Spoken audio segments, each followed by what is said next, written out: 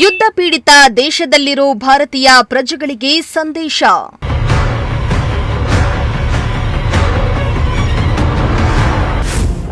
ಯುದ್ಧ ಪೀಡಿತ ದೇಶದಿಂದ ಹೊರ ಹೋಗುವಂತೆ ಸೂಚನೆ.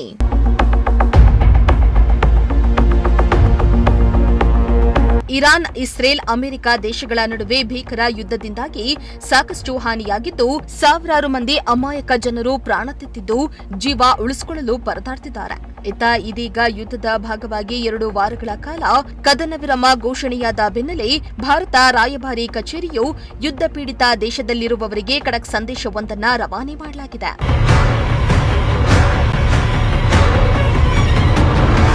ಅಮೆರಿಕ ಹಾಗೂ ಇರಾನ್ ದೇಶಗಳ ನಡುವಿನ ಯುದ್ಧಕ್ಕೆ 2 ವಾರಗಳ ಕಾಲ ಕದನ ವಿರಾಮ ಘೋಷಿಸಿದ ಕೆಲವೇ ಗಂಟೆಗಳ ನಂತರ ರಾಯಭಾರ ಕಚೇರಿಯಿಂದ ಭಾರತೀಯರಿಗೆ ಸಲಹೆ ನೀಡಲಾಗಿದೆ. ನಿನ್ನೆ ಸಂಜೆ ಭಾರತೀಯ ರಾಯಭಾರ ಕಚೇರಿಯು ಇರಾನ್ನಲ್ಲಿರುವ ತನ್ನ ಪ್ರಜೆಗಳು ಮುಂದಿನ 48 ಗಂಟೆಗಳ ಕಾಲ ಯಾವುದೇ ಕಾರಣಕ್ಕೂ ಹೊರಗೆ ಬಾರದಂತೆ ಸಲಹೆ ನೀಡಿತ್ತು.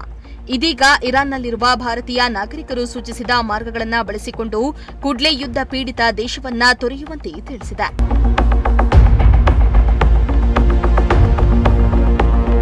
ಇನ್ನು ಭಾರತೀಯರು ರಾಯಭಾರ ಕಚೇರಿಯೊಂದಿಗೆ ಪೂರ್ವ ಸಮಾಲೋಚನೆ ಮತ್ತು ಸಮನ್ವಯವಿಲ್ಲದೆ ಯಾವುದೇ ಅಂತಾರಾಷ್ಟ್ರೀಯ ಗಡಿಯನ್ನ ಸಮೀಪಿಸಲು ಪ್ರಯತ್ನಿಸಬಾರದು ಎಂದು ಮತ್ತೊಮ್ಮೆ ಹೇಳಿ ಭಾರತೀಯ ರಾಯಭಾರಿ ಕಚೇರಿಯು ಎಕ್ಸ್ನಲ್ಲಿ ಪೋಸ್ಟ್ ಮಾಡಿದೆ.